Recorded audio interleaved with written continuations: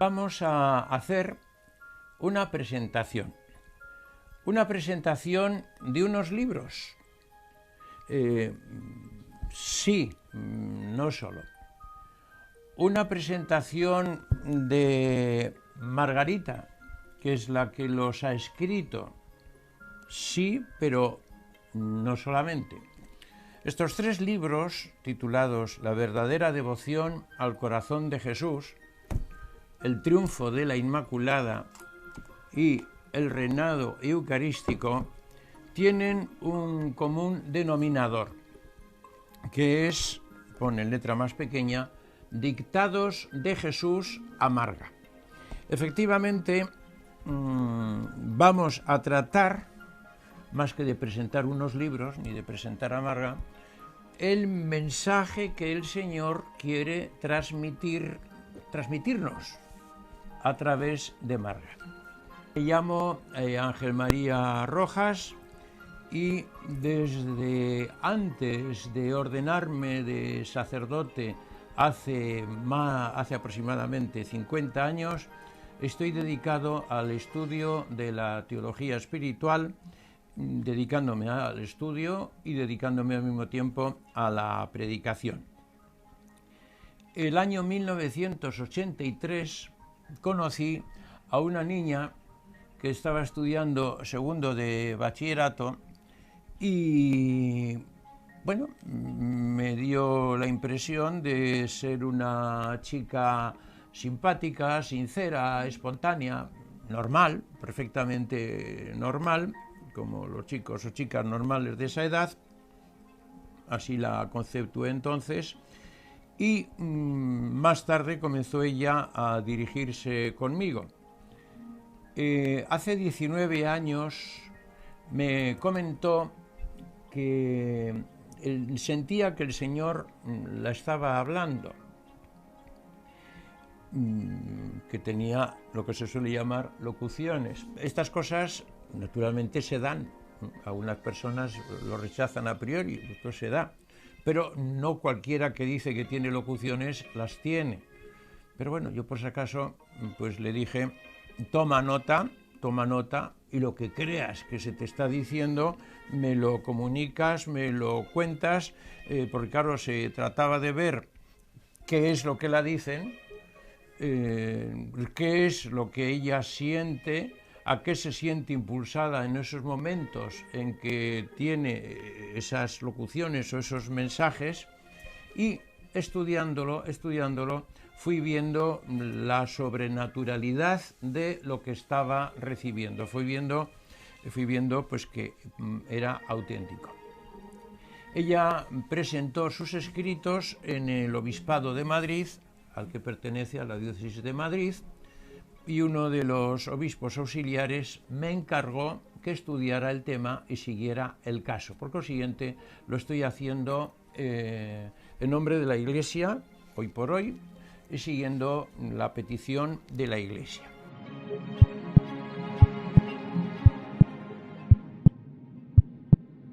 Naturalmente me preguntarán ¿y qué criterios tiene para saber si eso es verdadero o es cuento o es invento de ella o es cosa del demonio? Que todas estas cosas se dan, todas estas cosas ocurren y se dan. Pues aparte de las reglas de discernimiento de espíritus de San Ignacio de Loyola, existe un documento de la Sagrada Congregación de la Doctrina de la Fe del año 1978 titulado Norma sobre el modo de proceder en el discernimiento de presuntas apariciones y revelaciones. Y tiene fundamentalmente tres temas de estudio. Primero, la persona, en este caso Margarita, pues claro, hay que estudiar la persona. ¿Cómo es esta persona? ¿Es una persona que tiene una sensibilidad excesiva o una imaginación desequilibrada? En fin, estudiar la persona. Segundo, estudiar el mensaje hipotético, presunto, que recibe, a ver si es correcto con la doctrina de la Iglesia. Y tercero, estudiar los frutos. Respecto al sujeto, en este caso Margarita, pues es una persona creíble. He consultado a muchas amigas suyas de juventud, vamos, quiero decir, de más juventud, de cuando era más joven todavía. Y todas me confirmaban que nunca ha tenido afán de protagonismo, que siempre ha sido una persona muy sencilla, muy normal, que no ven en ella ninguna cualidad así en el sentido de pretender mentir o inventar cosas, pues que no lo han visto. Por otra parte, es madre de 4 hijos, con lo que eso supone. Es decir, que no tiene tiempo para dedicarse a escribir porque no tiene nada que hacer. Aquí tenemos estos 3 primeros libros que han salido, que son abundantes en páginas, relativamente abundantes en páginas. Sin embargo, hay que tener en cuenta que si hubiéramos publicado todo lo que ella ha escrito, serían unos 11 libros como estos. Lo que ocurre es que hay muchas cosas que son mensajes que le da el Señor a ella, y claro, esto no se va a publicar. Cuando el Señor, por ejemplo, la llama la atención porque esta semana no ha estado haciendo suficiente oración, pues eso no es cosa para publicarlo normalmente.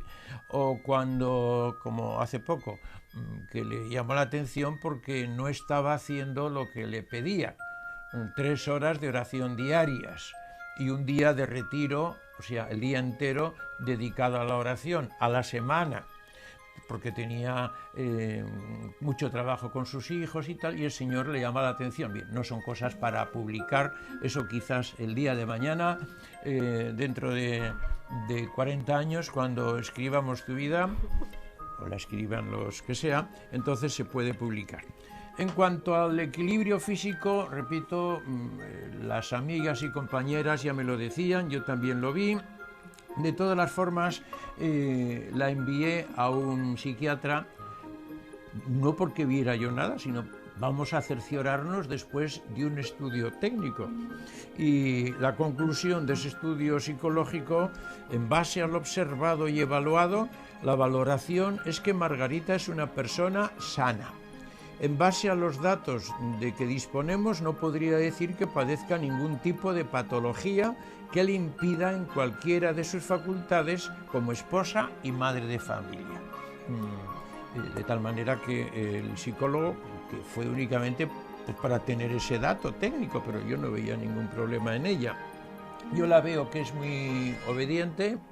Cuando yo le pido cosas, pues es muy obediente también a la Iglesia, es algo característico en ella, muy discreta, de tal manera que ya he dicho que desde hace unos 19 años está teniendo estas cosas y su familia no se ha enterado hasta ahora.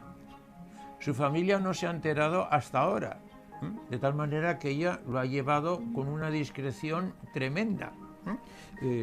Esto es interesante. Normalmente suele mirar mucho también, se suele estudiar afán de lucro. ¿Hay afán de ganancia? Pues en ella ciertamente no.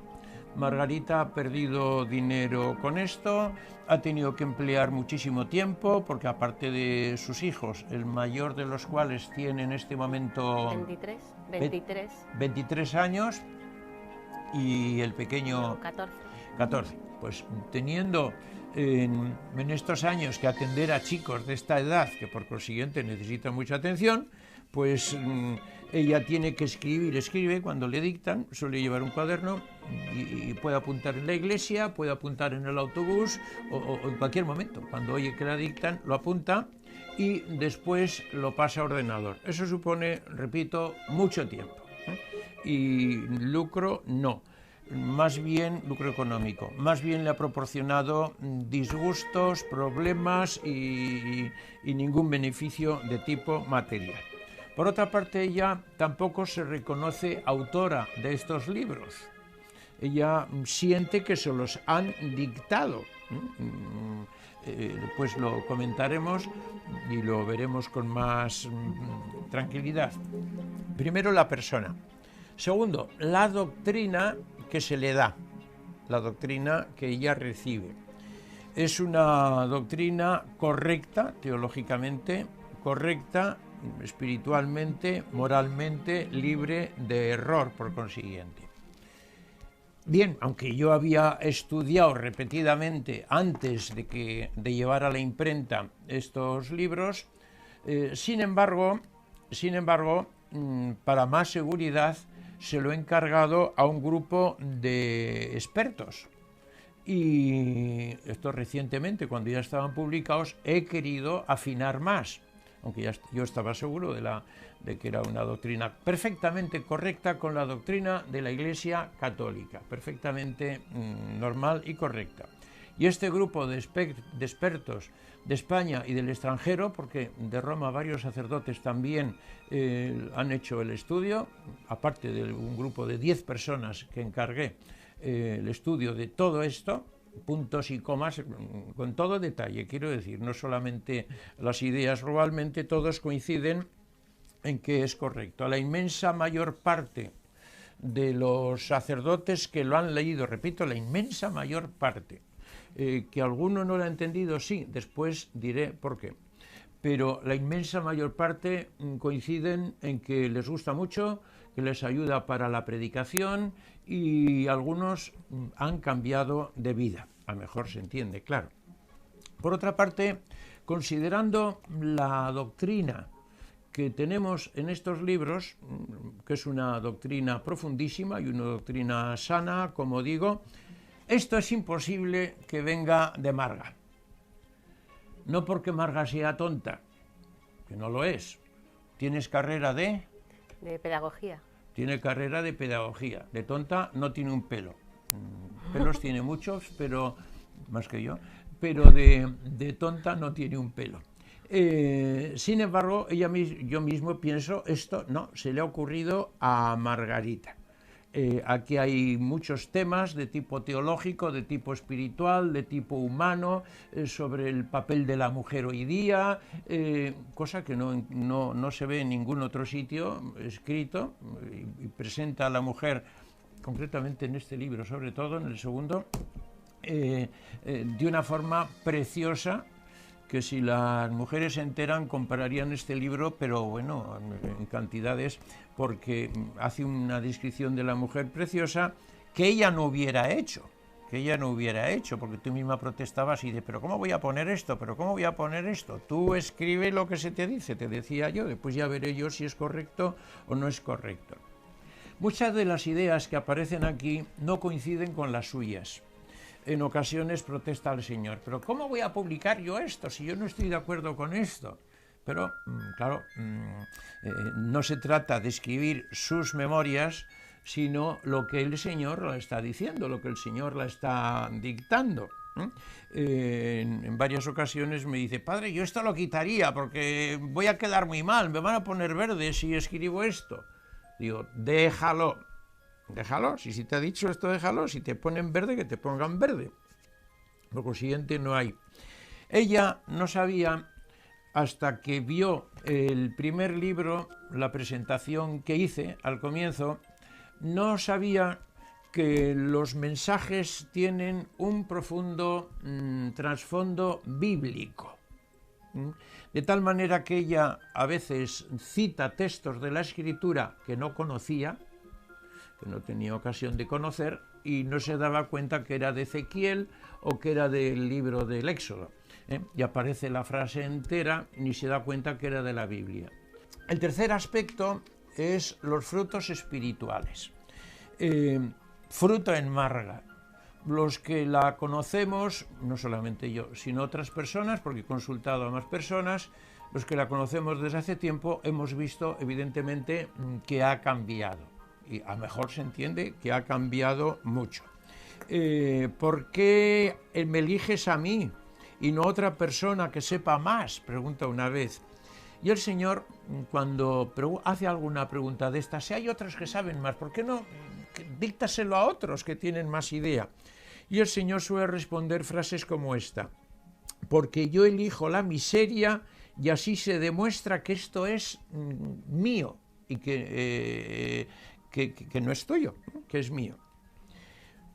Lo principal es, el argumento principal, y que el Señor lo quiere poner como argumento principal, además, es el de los frutos. Recordemos aquel capítulo 7 de San Mateo. Por los frutos los conoceréis. Un árbol bueno no da frutos malos, ni un árbol podrido da frutos buenos.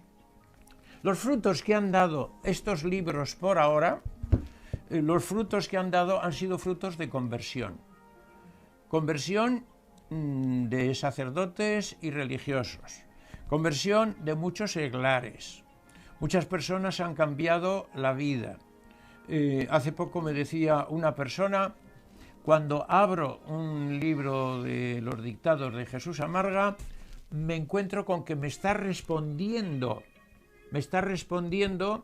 a lo que yo estoy sintiendo, a la duda que yo tengo en aquel momento. Al abrirlo me lo encuentro. Pero sí, aquí tengo la respuesta, me la está dando. Es decir, yo diría que es un diálogo vivo, que es un libro vivo, que no es como otros libros que podemos escribir de teología, teóricos, sino un libro vivo en el que está actuando el Espíritu Santo. Aparte de estas tres normas fundamentales de la Santa Sede, de estudiar al sujeto, de estudiar la doctrina y estudiar los frutos, yo he añadido por mi cuenta algunos aspectos más, como es el estilo literario. Conozco muy bien a Margarita cuando escribe una carta, me escribe muchas veces, un correo electrónico, sé la forma de escribir de ella, y los despistes que tiene, los voy a citar ahora, pero despistes en a lo mejor cuestión de acentos o poner los puntos o las comas, pues la conozco. Pero cuando escribe los mensajes, es otro estilo, es otra persona la que está dictando aquello, evidentemente. Incluso ella muchas veces no sabe las palabras que está escribiendo. Ella oye y escribe la palabra que está oyendo, y una vez que la ha escrito va corriendo al diccionario. Así te pasó varias veces. Una vez me decías: me está viniendo muy bien para ampliar la lengua, porque tenía muchas palabras que no conocía. Hay que añadir además que, sin darse cuenta, emplea giros típicamente hebreos que ella normalmente no conoce. Por ejemplo, se utiliza mucho la conjunción copulativa y, que en español la utilizamos normalmente como en francés y en inglés en las lenguas modernas, y sin embargo en hebreo se utiliza mucho. A modo de curiosidad, el primer capítulo del Génesis, que tiene 30 versículos, solo el primer versículo, o sea, al comienzo de la Biblia, comienza diciendo: en el principio creó Dios el cielo y la tierra. Los otros 29 versículos empiezan por y, continuamente. He leído otros textos de la Biblia, y efectivamente incluso en el Nuevo Testamento, que aunque le tengamos escrito en griego, pero está escrito por hebreos, con mentalidad hebrea, y se repite muchísimo. Y la palabra se hizo carne, y habitó entre nosotros, y hemos visto su gloria. Por ejemplo, lo mismo otros muchos giros que no empleamos nosotros, como no preparados, no buenos, no obras, no verdad. En lengua actual no se utiliza eso. Sin embargo, nos encontramos con muchísimos casos simplemente en el profeta Oseas: no compadecida, por ejemplo, no pueblo, no marido, etc. Normalmente, como es lógico, Margarita no había estudiado sintaxis hebrea, y se nota, por consiguiente, que lo que está aquí escrito no procede de Marga, sino de alguien con mentalidad hebrea, por cierto. Estos son, como digo, los principales, porque podía hablar bastante más sobre ese tema, pero no debo alargarme. Principales argumentos para hacerme ver que esto no proviene de ella, de su imaginación, sino que se lo dictan.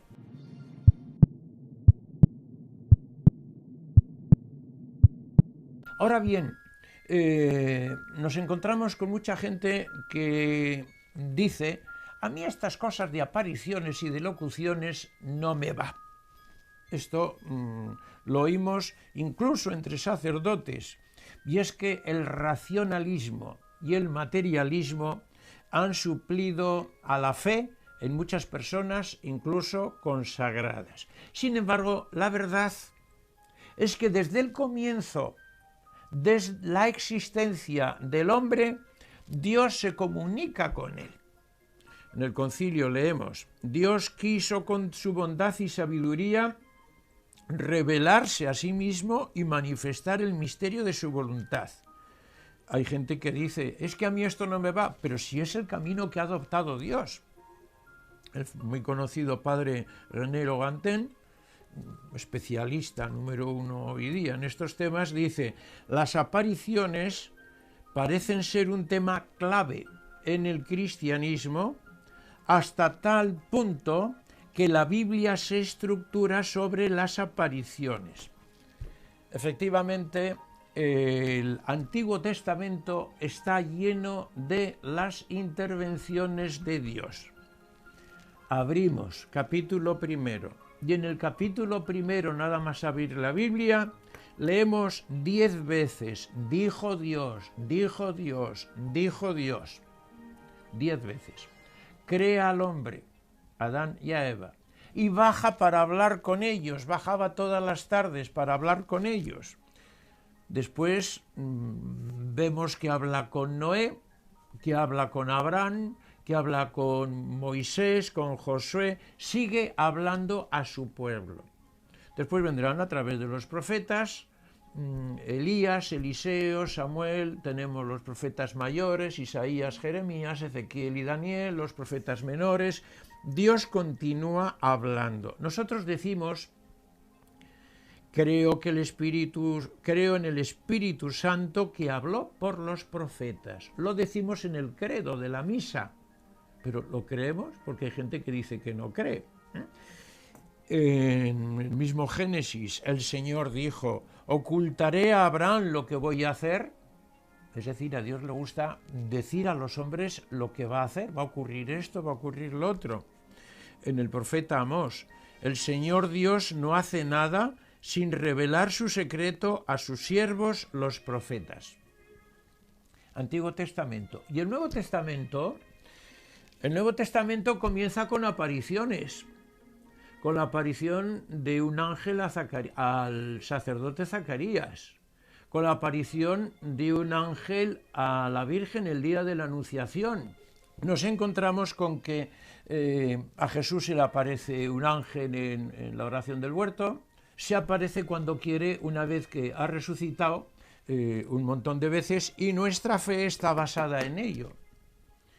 No digamos nada el último libro de la Biblia. Si quitamos del último libro de la Biblia, el Apocalipsis, si quitamos las apariciones, revelaciones, visiones, nos quedamos con 3 versículos, nos quedamos con nada. La primera historia de la Iglesia. La primera historia de la Iglesia, después de irse Jesús el día de la Ascensión, el libro de los Hechos de los Apóstoles, está lleno de intervenciones sobrenaturales, visiones, locuciones, apariciones, profecías, continuamente. Y ahí, una vez que muere el último apóstol, termina lo que la Iglesia llama la revelación pública. Pero, ¿significa que Dios se calla? Pues no tiene por qué callarse. Hay gente que dice, a mí me basta la Biblia. Perfecto, te basta la Biblia, pero es que Dios no se ha callado.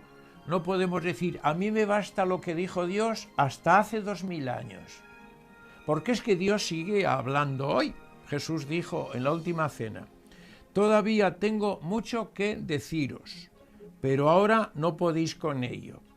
Ni había tiempo ni tenían capacidad los discípulos de captar todo. Cuando venga el Espíritu de la verdad, os guiará hasta la verdad completa. No nos va a decir cosas distintas del depósito de la fe, no nos va a decir cosas distintas, pero sí nos lo va a hacer comprender mejor y sí nos va a ir a hacer avanzando en la fe. La Iglesia afirma que el Espíritu Santo dirige hoy a la Iglesia, a lo largo de 20 siglos, atención, a través de la jerarquía y de los carismas. Esta es la fe de la Iglesia. Recientemente en el Concilio Vaticano II tenemos bastantes textos en que insisten esta misma idea. No solo a través de la jerarquía, ni solo a través de los carismas, comentaba Pío XII, y comenta también, lo han comentado los papas recientes, especialmente el Papa Benedicto XVI. En la Lumen Gentium, capítulo 12, nos dice que estos carismas se dan hoy día. El juicio sobre su autenticidad y aplicación pertenece a los que presiden la Iglesia, la jerarquía, a quienes compete sobre todo no apagar el espíritu, sino probarlo todo y quedarse con lo bueno, como pide San Pablo en la primera carta a los Tesalonicenses, capítulo 5. Más recientemente, el Catecismo de la Iglesia Católica, número 799 y siguiente. Extraordinarios o sencillos, extraordinarios que a veces son con unas apariciones públicas y en fin, o sencillos, unas locuciones tranquilas a una margarita cualquiera. Los carismas son gracias del Espíritu Santo que tienen directa o indirectamente una utilidad eclesial. Los carismas están ordenados a la edificación de la Iglesia, al bien de los hombres y a las necesidades del mundo. Si Dios ha hablado así durante el Antiguo Testamento, durante el Nuevo Testamento lo sigue haciendo y Él habla cuando quiere. Añade el Catecismo. Los carismas se han de acoger con reconocimiento por el que los recibe y también por todos los miembros de la Iglesia. Son una maravillosa riqueza de gracia para la vitalidad apostólica y para la santidad de todo el cuerpo de Cristo. Por eso se han aprobado apariciones a lo largo de toda la historia de la Iglesia. Voy a citar algunas más recientes. Fátima, hace un siglo, Boren, Banu, Ámsterdam, Trefontane, Siracusa, Akita, ya en Japón, Betania, en América, Quivejo, África, San Nicolás de los Arroyos, en América también, y ha aprobado personas que tenían revelaciones, visiones, locuciones. Santa Faustina Kowalska, Beata Ana Catalina Emmerich, Gabriela Bossi, Sor Josefa Menéndez, María Valtorta, Marta Robén, la Beata Alejandrina María da Costa, San Pío de Pietrelcina, etcétera, etcétera, etcétera. Y otras muchas que existen, aunque todavía no están aprobadas. ¿Cuál es la actitud correcta ante los fenómenos físicos? Fenómenos místicos, perdón. Existen dos reacciones espontáneas. Una, los que a priori rechazan, los que dicen, yo no necesito revelaciones privadas. Bueno, esta es una actitud ignorante. Aunque el que la profese sea doctor en no sé dónde, es una actitud ignorante porque ignora la tradición de la Iglesia y la doctrina de la Iglesia y tantas intervenciones carismáticas de Dios. Actitud ignorante y actitud también autosuficiente. Es decir, que a priori rechazo lo que Dios me quiera decir actualmente. Me basta con lo antiguo. Y si Dios me quiere decir algo, no me interesa. Me quedo con el Antiguo Testamento o el Nuevo Testamento. Recientemente el cardenal Joseph Ratzinger, cuando era cardenal todavía, estoy hablando de 1985, en una entrevista a Vittorio Messori, publicada en Informes sobre la Fe, nos dice, no lo leo para no alargarme, que no podemos impedir que Dios hable hoy a nuestro tiempo a través de personas sencillas y con signos extraordinarios o normales, y que por consiguiente, teniendo en cuenta la situación del mundo actual, es perfectamente normal que Dios se manifieste, que tenemos que estar muy atentos. La otra actitud, que tampoco es correcta, Si no es correcta la de rechazarlo, tampoco es correcta la de ir buscando apariciones. Hay gente que colecciona apariciones, como hay gente que colecciona futbolistas, o gente que colecciona sellos y va de aparición en aparición. El depósito de la fe, digamos, a la revelación pública que termina con la muerte del último apóstol, tenemos que dar un asentimiento pleno de fe católica. A las apariciones actuales que tenemos ahora, naturalmente, se trata de dar un asentimiento de fe humana. Es decir, si yo lo he estudiado y veo que es verdad, pues tengo que defenderlo. Pregunta la gente, ¿y si no están aprobadas todavía? Cosa que me preguntan muchas veces. Pues no es solamente la jerarquía la que tiene que utilizar esas normas que he indicado antes en caso de discernimiento de apariciones y revelaciones, sino que deben ser muchas veces los fieles los que las apliquen antes de que la Iglesia lo haga, porque mucha gente dice, yo solo admito estas cosas cuando la Iglesia la apruebe. Si hubieran hecho eso en Portugal, en Fátima, Fátima no estaría aprobado, porque los obispos no habían dado ningún paso, y fue la gente, y yo he conocido personas hace años, que me decían, yo venía aquí a Fátima porque yo vi el milagro del sol, yo estuve viendo esto, yo creía esto, la Guardia Nacional Republicana venía con caballos y sables a pegarnos y nos metía en la cárcel, la Iglesia no quería saber nada de esto, pero yo era testigo de esto y quería dar testimonio. Y gracias a eso la jerarquía tuvo que estudiarlo, y ahora está aprobado. Pero ese dato no se suele sacar a relucir. Si la gente hubiera esperado a ir a Medjugorje, por ejemplo, hasta que la Iglesia lo aprobara, pues todos estos millones de personas que están yendo no irían, y la Iglesia no lo estaría estudiando, y los miles de conversiones que ha habido no se habrían dado, y los miles de curaciones que se han dado y se están dando en Medjugorje ahora no se habrían dado, porque diría, mientras la Iglesia no lo apruebe, y la Iglesia no lo hubiera aprobado, evidentemente. El Papa, cuando era cardenal Ratzinger, insiste, no podemos despreciarlo, no podemos despreciar este don. Y es un jesuita, San Pedro Canisio, el que dice, hay menor peligro de creer y recibir lo que con alguna probabilidad nos refieren personas de fe, y que sirve para la edificación del prójimo, que rechazar todo con espíritu temerario y de desprecio. Habría que preguntar a los que se han curado en distintas apariciones, como pueden ser Garabandal o como pueden ser Medjugorje. A los que se han curado allí, habría que decirles, tu curación no es válida, porque eso no ha sido aprobado por la Iglesia. Habría que preguntar a los que se han convertido si sus conversiones son lícitas. Una persona que no va a misa y va a un sitio de estos, Medjugorje o Fátima, y se convierte y comienza a ir a misa, se le podría decir, tu vida de fe no es lícita, porque te has convertido en un sitio no aprobado. Creo que, queridos oyentes, la cosa queda clara.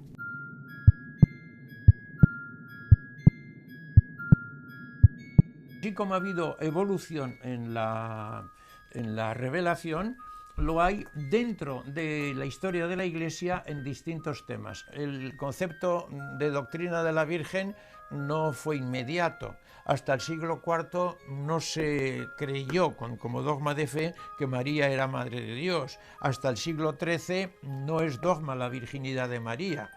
Hasta el siglo XIX no es dogma la Inmaculada. Había grandes teólogos de la Edad Media que no creían que María fuera inmaculada. Hasta el siglo, como digo, XIX no lo es. Yo me acuerdo cuando el 1 de noviembre de 1950 Pío XII proclamó la Asunción de la Virgen. Hoy se da por hecho, pero hasta entonces, es decir, que hay evolución y habrá aspectos de la Virgen que aún no están definidos, como es la mediación, como es la corredención, etc. En lo que respecta al amor de Dios manifestado a los hombres a través de Jesús, hay una evolución tremenda. El Antiguo Testamento ya habla del corazón de Dios. La palabra corazón aparece en la Biblia hebrea 853 veces, de las cuales 26 se refieren al corazón de Jesús. Es una profecía del corazón de Jesús. El Nuevo Testamento, aprended de mí que tengo un corazón manso y humilde. San Pablo, os tengo a todos vosotros en el corazón. Dios es testigo de cómo yo os amo a todos vosotros en el corazón de Cristo. Pero esto ha ido desarrollándose con los siglos, sobre todo a partir del siglo XIII. Tenemos entonces a Santa Gertrudis, los escritos fantásticos muy desconocidos de Santa Gertrudis, de Santa Matilde de Hackenborg, Santa Matilde de Magdeburgo, también del siglo XIII, cistercienses, Santa Luzgarda. A lo largo de los siglos, pongamos por ejemplo siglo XVII, Santa Margarita María de Alacoque, es un puntal en la devoción, al amor de Cristo, al corazón de Jesús. No es tan conocida la Beata María de Jesús, la secretaria de Santa Teresa de Jesús, a la que Santa Teresa quería mucho. Tenemos en el siglo XVIII en España al Beato Bernardo de Hoyos. Tenemos en el siglo XX a Sor Josefa Menéndez, Gabriela Bossi, Santa Faustina Kowalska, etc. Tenemos en el siglo XXI a Margarita, que no es una persona única en la historia, porque ha habido muchas antes de ella.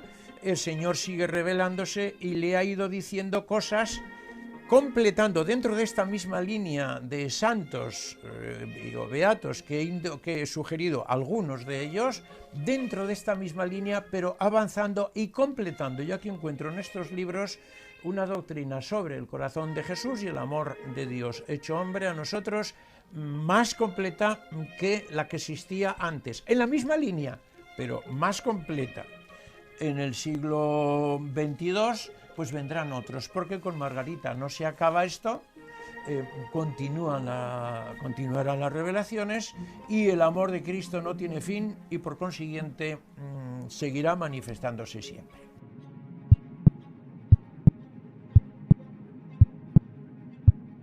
Podemos entender bien estos libros, yo diría 4 cosas. Primero, considerar los 3 libros como una unidad. Los 3 libros como una unidad, no coger una frasecita suelta. No, me he encontrado con personas que dicen, es que dice tal frase. ¿Usted ha leído todo? No, se nota. En la Biblia yo suelo poner un ejemplo. En la Biblia nos encontramos con que se repite en varias ocasiones que Dios no existe. O sea, podemos leer en la Biblia, Dios no existe, palabra de Dios. Lo pone. Pero, ¿cómo es eso? Pues sí, una vez con un sacerdote dice, ¿cómo va a poner eso? Que es hijo mío. ¿Pero cómo va a ponerlo? ¿Usted no reza el breviario? Porque en los salmos que rezamos a diario aparece ahí. En el Salmo 14, en el Salmo 53, en varios sitios. Dios no existe, dice el impío. Claro, si cojo una frase, pero no cojo el texto entero, no lo entiendo. Lo mismo ocurre con esto. Una frase suelta no se entiende. Conviene leerlo desde el comienzo. Además, los mensajes son progresivos. Hay gente que tira y dice, este es el último. Y aquí hay más cosas que dice que va a haber profecías. Vamos a esto. ¿Y qué ocurre? Que no lo entienden. Porque conviene empezar por el primero, seguir por el segundo, el triunfo de la Inmaculada, y seguir con el tercero. Si yo me pongo a estudiar chino, conviene que me apunte en primer curso. Porque si me apunto en tercer curso, no me entero de nada. Y diré, todo esto son tonterías. No son tonterías, lo que pasa es que el tonto soy yo, porque no he empezado por el principio. Segunda característica, leerlo en oración, en el mismo ambiente en que se ha escrito. Dice el concilio, la escritura ha de leerse con el mismo espíritu con que fue escrita. Por consiguiente, para conseguir el fruto que pretenden estos mensajes, tienen que leerse en el mismo ambiente en que te fueron dictados, que tú estabas en oración. Y la persona tiene que ponerse en oración para ponerse en sintonía, poder captarlo. En sintonía no contigo, sino con el Espíritu Santo, que es el que te lo ha dictado. Tercero, no ir a buscar cosas, eventos, a ver una cosa rara, que se dice que va a ocurrir esto, que se dice que va a ocurrir lo otro, una profecía. No, porque además se dice muchas veces que las profecías son condicionales. Hay gente que va buscando profecías, a ver qué se dice y qué día va a ocurrir. Pues claro que hay profecías, pero el mismo Señor dice, se dicen para incitaros a la conversión. Y si resulta que no se cumple esa profecía, enhorabuena, porque habéis hecho oración, os habéis convertido y ese castigo no ha ocurrido.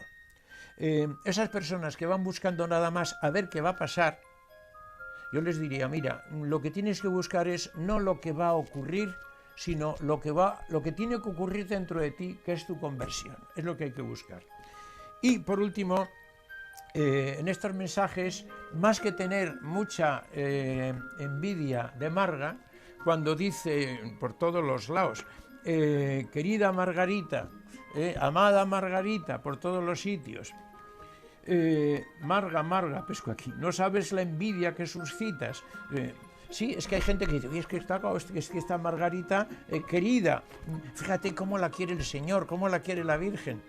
Pero entonces, tanto el Señor como la Virgen dice, cuando leas el texto, donde pone Margarita, tú pon tu nombre. Querida Margarita, y yo lo tengo que leer, querido Leocadio, o querida Gertrudis, hacerlo mío, o sea, este cariño que Dios te tiene a ti, le tiene al lector. No vayas a buscar cosas raras, vete a buscar el amor que Dios te tiene a ti. Y me he extendido demasiado y el público lo que está deseando es oírte a ti, de modo que, perdón, que me he alargado mucho y escuchemos a Margarita. ¿Qué es lo que el Señor le transmite para que nos transmite a nosotros? Muchas gracias, Padre.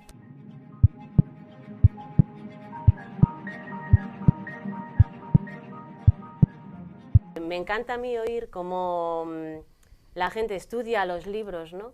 Y cómo no solo el Padre, sino otras personas me hablan de todo lo que han sacado ellos de estos libros, ¿no?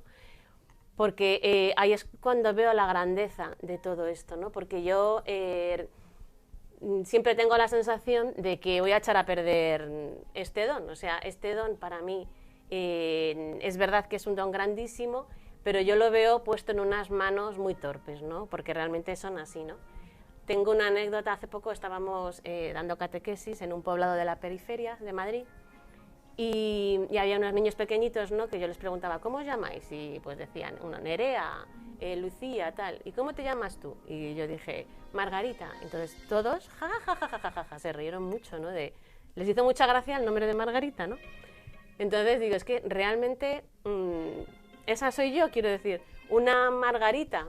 Si a lo mejor un niño que no ha escuchado, depende de los ambientes, ese nombre no es muy común, pues le hace gracia que una persona se llame Margarita. ¿Por qué? Porque una margarita es una cosa, pues no sé, que levanta del suelo esto, ¿no? Y es una flor, pero ni siquiera tiene buen olor, o sea, no, es una cosa muy sencilla, una cosa insignificante, ¿no? Pues yo creo, esa soy yo, o sea, que para Dios también a mí me encantaría pues que cada vez que dijera Margarita se riera, ¿no? O sea, que con mi nombre pues pudiera hacerle feliz, esa es mi aspiración y ya está, ¿no? Pues él me dice, tú haces esto, bueno, pues yo hago esto, tú eres feliz, te vas a reír, pues yo lo hago, ¿no? Poder ser la alegría de Dios o en la sencillez, en la tontería y en lo poca cosa que soy, porque a veces me dice, pues si tú pudieras ser, o sea, haces bien en no considerarte la artífice de esto, porque si tú fueras artífice de algo, serías artífice de echarlo a perder todo.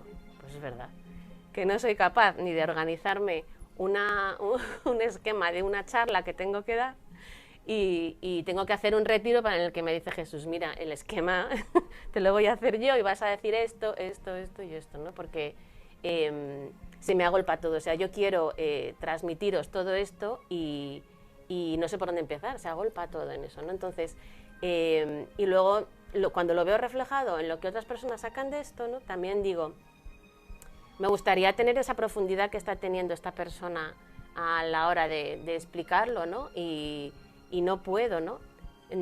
Porque lo ha sacado esa persona de eso. O sea, es un don que yo lo recibo, pero yo lo aprovecho en lo que yo buenamente puedo, como Margarita, ¿no? Como una cosa pequeña y torpe, ¿no?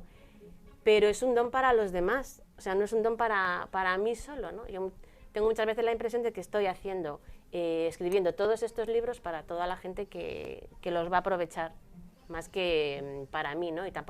Y no soy la autora cuando dicen, tus libros, digo, pues mis libros, yo siempre digo, los libros de Jesús, porque yo no he escrito unos libros. O sea, a mí no me ha costado ningún esfuerzo, más que el esfuerzo físico de estar horas apuntando a veces, ¿no? Pero yo no he pensado el esquema, no he pensado el desarrollo, tiene un desarrollo desde el principio durante 19 años, ¿no? Pues yo no. Me decían al principio, pues tú escribirás un libro. Y yo le decía al padre, pues me están diciendo esto, como diciendo, bueno, yo esperaba que el padre dijera, mira, deja esa tontería, que se te está yendo un poco ahí. Y el padre decía, bueno, pues no, tú sigue, a ver cómo. Entonces, al final salió ese libro publicado, el primero, y yo no sabía que iba a haber un segundo, ni sabía que iba a haber un tercero, a medida que pues se va produciendo, ¿no? Entonces, también dentro de, o sea, lo que quieren ellos con este don, el objetivo del cielo, al transmitir este don, ¿no? Que es que todo el mundo esté unido y ame a Jesús, ¿no? Quieren, también tiene un objetivo el elegirme a mí, porque soy una ama de casa normal y corriente, una madre de 4 hijos, y puede, en lugar de yo, puede ser cualquiera de vosotros el que pueda haber recibido esto. Es decir, que todo el mundo puede sentirse identificado, pues si ella tiene este trato con Jesús o le llama este trato con Jesús, a mí también me llama. Y se puede sentir identificado con eso, ¿no? Una ama de casa normal, que nació en el año 67 con una mujer en España, con los problemas que tienen todas las mujeres en España, los problemas y las vicisitudes y las cosas que hacen toda la gente de mi generación, tal y como somos todas, ¿no? Y yo igual. Lo que pasa que conmigo hace un camino, entonces, bueno, pues si con ella hago un camino, también lo quiero hacer con vosotros. Entonces es un camino, pues desde, pues eso, hace 19 años, no soy la misma que ahora. Él ha querido que recorra ese camino, ¿no? Así normal. Tanto es así que yo muchas veces, o sea, Jesús me tiene que convencer de que el don es extraordinario. O sea, yo cuando lo veo así desde fuera, porque siempre lo veo como desde fuera, como que esto no lo he hecho yo, es una cosa de fuera, digo, cuando veo los frutos, entonces sí veo que es extraordinario. Pero cuando tengo que explicar cómo lo recibo yo, a mí no me parece extraordinario, porque pues yo le decía a Jesús, pero si esto es tan ordinario, o sea, es normal y corriente, ¿cómo voy a explicar yo que es extraordinario, ¿no? Entonces él me decía, si es que pues tú me preguntas cosas y yo te respondo, la gente no hace eso. Y yo la verdad es que pensaba, bueno, pues realmente la gente no hace eso porque no se acerca a preguntarte, porque cuando te pregunten, tú les vas a responder. Entonces él me decía que no es así. Me tenía que para que yo cayese en la cuenta, explicar cómo es. Yo, por ejemplo, también creía que todas las personas, al entrar en la iglesia y de estar en contacto con el sagrario, con la Eucaristía, percibían que ahí estaba Dios, sentían que ahí estaba Dios, que sale la fuerza del sagrario, que yo creía que eso lo hacía todo el mundo y no era nada extraordinario, ¿no? Pero pues ya hace unos años, pues yo a lo mejor tendría, no sé, 20 años o así, lo comentaba con una amiga mía y le decía, claro, cuando tú pasas a la iglesia y percibes que ahí está la majestad de Dios y está Dios que está en el sagrario, y me miraba así, pues serás tú. Y digo, no, y tú también. No, dice, no, yo no. O sea, hay cosas que yo de siempre... ¿Tú pensabas que esto lo tenía todo el mundo? Sí. Que todo el mundo escuchaba, que todo el mundo se... No a lo mejor no escuchar para apuntar, pero sí escuchar.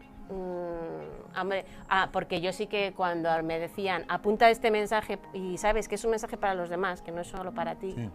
Ahí ya digo, pues esto no lo debe tener todo el mundo. Pero lo de sentir la presencia de la Eucaristía, lo de sentir a Jesús, lo de...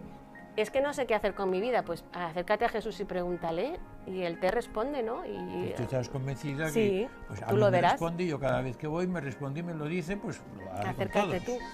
Y también, pues no sé, la presencia de Dios, como que yo también pensaba que todo el mundo pues normalmente tiene esa presencia de Dios como cotidiana como la tengo yo, ¿no? Y lo tenía desde pequeña, y si me paro a pensar de cuándo empezó todo eso, pues yo creo que desde siempre. Y muchas veces también, me acuerdo una vez en unos campamentos que mirando así al horizonte oí que me decían de arriba: tú tendrás una misión para la humanidad. Y yo pensé, yo ahí tenía a lo mejor 14 años o así, pensaba, bueno, pues la misión que tiene todo el mundo, todo cristiano tiene una misión. Pero luego yo, pensando sobre eso, digo, si es que eso sí que fue una locución, o sea, sí que lo fue. O a lo mejor en ejercicios espirituales también, cuando yo apuntaba propósitos y tal, o cuando miro ejercicios espirituales de antes de las locuciones, digo, anda, es verdad, pues aquí, o sea, yo estoy transmitiendo ya experiencias con la Eucaristía, pero no, yo no era consciente. Entonces, sí que se empezó a acentuar la cosa más, pues así, pues eso, más un poco antes de empezar con las locuciones, pues sí que empecé a sentir cosas diferentes, ¿no? Me acuerdo que una vez estaba durmiendo y escuché una voz que decía: no temas, fuente sellada, jardín cerrado. Pero era una voz súper profunda que inundó toda la casa, y yo creo que era una voz preciosa, yo pienso que era de un ángel, y me sobresaltó, o sea, me despertó esa voz tan bonita, ¿no? O cosas así empezaba a sentir antes de esto, ¿no? Es como que sí que noté que me preparaban, o sea, yo ya le empezaba a usted a comentar, a mí me pasan cosas así un poco raras. Me preparaban para ya apuntar el primer mensaje que apunté en el 98, que fue para el grupo de oración donde estaba. Es decir, no, esto no es una cosa que, mira, esto te lo damos a ti porque te queremos a ti mucho y tú eres una preferida del Señor para que disfrutes conmigo y te quedes ahí muy, muy a gusto, ¿no? Sino que es una cosa para los demás. La verdadera devoción al corazón de Jesús, pues yo en un principio tampoco sabía que tenía este final, ¿no? Que el final es el reinado eucarístico, ¿no? Pues no sabía que era esto. Yo lo que puedo decir que para mí es una relación de amor con Jesús, una relación de amor con Jesús, es la verdadera devoción al corazón de Jesús, ¿no? Es una conquista que me despierta desde la tibieza, pues va conquistándome ese Jesús que nos ama tan maravillosamente, ¿no? Yo conocía algo del corazón de Jesús por estar en los grupos de oración del corazón de Jesús. Sabía lo que era el corazón de Jesús, pero no había entrado en el corazón de Jesús. Una cosa es conocerlo, ¿no? Me están hablando de la devoción al corazón de Jesús, y otra cosa es, entra en mi corazón, ¿no? Entonces es la llamada de Jesús a ven a mi corazón, a la creación entera, no a una persona privilegiada, a un místico, Santa Teresa de Jesús, ven, esposa mía, ven conmigo, ¿no? Entonces, tanto hombre como mujer, porque las almas son las esposas de Dios, ¿no? Entonces es la llamada ¿a qué? Pues a una unión mística con Dios, a las bodas del Cordero, lo que son las bodas del Cordero. Esto lo puedo decir ahora, pero en el año 98 no me hablases de eso porque no sabía muy bien. En el 98 yo apuntaba, ven a mí, venid a mí, ven, era todo el rato ven, venid, venid, venid, pero yo sabía que iba y no sabía a qué, ¿no? Entonces, a lo que te lleva es a una unión de esposa, aunque no seas una monja, aunque no seas un sacerdote, un alma consagrada, a todo el mundo nos llama a esa unión mística esponsal con Él. ¿Dónde? En la Eucaristía. ¿Por qué? Porque en la Eucaristía es la manifestación máxima del amor de Dios, manifestado en su Hijo Jesucristo, pero hecho Eucaristía. Entonces, no solamente es ven a unirte con la Eucaristía, sino transfórmate tú en Eucaristía también. Eso a lo mejor puede parecer muy elevado, pero es muy sencillo. A ver, todos los domingos la gente, pues que tampoco tiene una vida espiritual muy profunda, va a misa, comulga, si están en gracia, ¿y qué está haciendo? Pues está comulgando, está tomando a Jesús, su cuerpo, sangre, alma y divinidad, a Dios. ¿Y para qué? Tú comes a Dios y realmente no es que tú comas a Dios, que eres una minusculez, ¿no?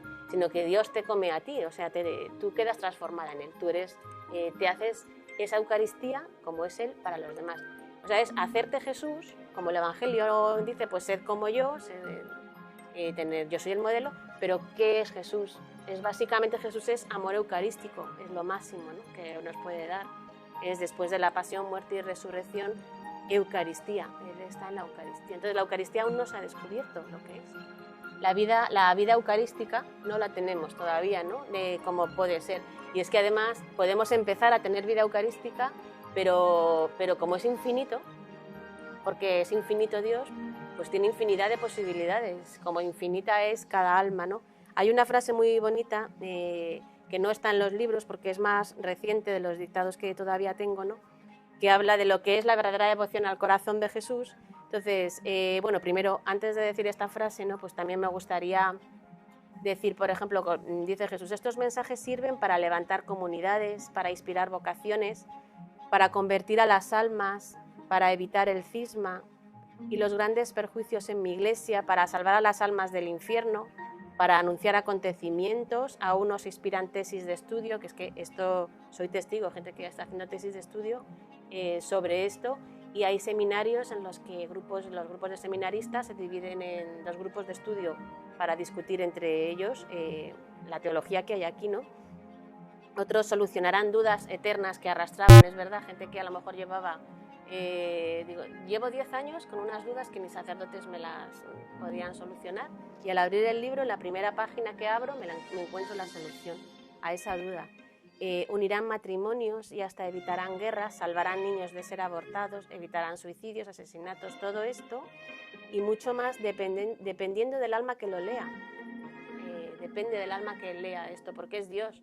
Entonces Dios actúa en las almas, pues depende de cómo el alma lo aprovecha. Y dice Jesús, si yo quiero que sea filosofía, es filosofía. Si quiero que sea sabiduría, es sabiduría. Si doctrina, es doctrina. Y si modo nuevo de vivir el Evangelio, es modo nuevo de vivir el Evangelio. Es todo lo que los hombres quieran al leerlo. Porque en él está mi amor y mi amor lo es todo. Y mi amor actúa en las almas como un todo. O sea, es que es el amor de Dios. No le vamos a poner cortapisas ni vamos a ponerle puertas al campo, se suele decir, ¿no? Es inmenso. Y termina diciendo, la verdadera devoción será para cada uno lo que cada uno quiera que sea, porque es una relación de amor con el amado. Y no hay 2 almas de esposas iguales, ni yo trato a todas las almas igual, ni las almas me tratan a mí igual, ni confían en el mismo grado de confianza. O sea que es tan rico como el número de almas que hay, ¿no? Pues adentrarse en estos escritos es que cada uno recibe lo que necesita, porque está el amor de Dios. ¿Qué necesitan las almas? Necesitan el amor de Dios y está aquí. Muy importante, pues que nosotros, para hacernos Eucaristía, que digamos que es nuestra meta, ¿no?, o bueno, pues para que venga el reinado eucarístico, el reino de Dios a la tierra con la segunda venida, y se instaure su reino de paz, de santidad, de justicia, de amor en la tierra, que será un reino eucarístico, pues tenemos que pasar por un proceso, ¿no? Entonces, en este proceso todos sabemos, estamos convencidos que la humanidad está mal, ¿no? Entonces, la humanidad tiene que ser restaurada y tiene que ocurrir algo muy fuerte. Pero no nos vamos a fijar en las predicciones de calamidades y cosas que tienen que pasar para que los hombres cambiemos, los castigos, por así decirlo, ¿no? Sino que lo que tenemos que fijarnos es que cada uno nos convirtamos. Si todos los corazones de la humanidad se convierten, no vienen los castigos, ¿no? Entonces, ¿cómo te conviertes? ¿Cómo cambia tu corazón? Este primer libro, yo lo que son visiones, las portadas son visiones, ¿no?, que tuve. Entonces es la Virgen, las manos son las de la Virgen y ofrecen la Eucaristía. Yo de las primeras cosas que vi es que, claro, esto no lo veía así. Es realmente lo que tiene el sacerdote cuando nos da de la Eucaristía, lo que tiene en la mano es un corazón, es el corazón de Jesús. Hecho Eucaristía, una cosa misteriosa, para que nosotros lo podamos comer, pero es el corazón. Entonces, esto es realmente lo que es la Eucaristía. Para podernos transformar y convertir, tiene que ser de las manos de María. Y el corazón azul pequeño que hay aquí es nuestro corazón. Por eso está pues así, no tiene forma todavía. Entonces, se trata de ponernos en las manos de María, consagrarnos a ella y ella nos va modelando, va haciendo nuestro corazón semejante al suyo, al de la madre. Nos va modelando como una madre, como madre y maestra. Nos va modelando pues con ese amor que tiene, esa ternura que tiene ella, pero también corrigiendo, y no nos deja pasar ninguno de nuestros fallos. ¿Para qué? Porque nos quiere fastidiar, no, porque quiere que cuando vayamos al cielo pues seamos lo más santos que podamos, que no nos quedemos en poquita cosa. Es un encargo que Dios le ha hecho a ella y ella se lo toma muy en serio. O sea, ese encargo que tiene con nosotros se lo toma muy, muy en serio, a pesar de ser, como ella dice, la esclava del Señor, que no, ella misma tiene una humildad tan impresionante, ¿no? Que impresiona muchísimo la humildad de la Virgen. Pero tiene ese encargo tan maravilloso de transformar todos los corazones. Pero si tú no te pones en sus manos, no te puede transformar. Te pones en las manos, te consagras a ella. La consagración de San Luis María Griñón de Montfort, o sea, a lo largo de la Iglesia hay muchos carismas que también hablan de la consagración a la Virgen. Pues esto es lo mismo, pero ella, pues aparte de que te va modelando, pues también te prepara para la cruz, como ella preparó a su hijo también para la cruz. Es decir, que cuando tú pues entras en la vida de fe, sabes que vas al martirio, ¿no? A la cruz, sabes que vas a la cruz como Jesús, porque tú vas a ser como Jesús, te vas a hacer semejante a Jesús. Pero es una cruz diferente porque ya no se vive pues duramente, a palo seco, ¿no? Por así decirlo, sino que nosotros tenemos el Espíritu Santo, tenemos la Eucaristía, tenemos un montón de formas para vivir la cruz, incluso que se nos haga dulce. O sea, que realmente la cruz con la Virgen, o sea, viviendo esta devoción, lo que pasa es que se te hace el martirio que soportas día a día, cruento, pues se te hace gozoso. Dices, pues quiero más. ¿Por qué? Porque todavía quiero asemejarme más a Jesús. Y se te hace gozoso, nunca vas a estar triste, no estás triste por todo lo que sufres. O sea, esto no es lo de, ay, pues yo soy un penitente, soy un mártir de la sociedad y, madre mía, pues todos me persiguen por ser cristiano y qué horror es todo. Y no, al revés, es un mundo lleno de alegría, de optimismo, de incluso dulzura en el martirio, o sea, de alegrarte por tener esas cruces y pedir más cruz, pedir asemejarte más con Jesús. Pero esto es como que parece que está diciendo, ¿no? Pero cuando tú entras de la mano de María te parece lo más normal del mundo, o sea, que no es nada imposible para nosotros, no es nada imposible. Ellos han dicho que eso es lo que quieren con nosotros. Y cuando todos seamos como el corazón inmaculado de María, vendrá su triunfo, que por cierto, pues viene el triunfo del corazón inmaculado de María, viene en la gran tribulación, o sea, cuando realmente las cosas están muy mal, ¿no? ¿Por qué? Porque se purifican más las almas, entonces estaremos muy, muy purificadas y así es como nos pareceremos más a ellos. Todas. Los que se dejen, los que quieran, o sea, las personas que... O sea, el infierno existe. ¿Quién va al infierno? Pues no, Dios no va al infierno quien Dios determina que vaya al infierno desde el principio de los tiempos, no. Va al infierno el que quiere ir al infierno. Esto es así de duro, ¿no?